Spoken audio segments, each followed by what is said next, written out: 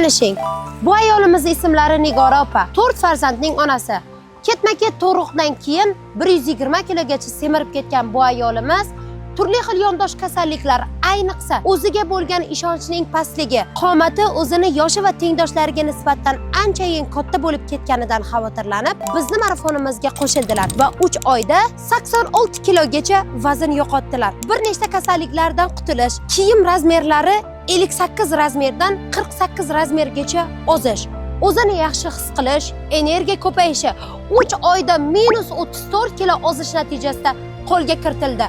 Agar siz ham Nigora opa kabi eng zo'r rezultatlarga erishmoqchi va u kishi yutib olgan umra yo'llanmasi kabi umra hadiyalarini yutib olmoqchi bo'lsangiz, 1-yanvardan start beradigan marafonimga sizni taklif qilaman.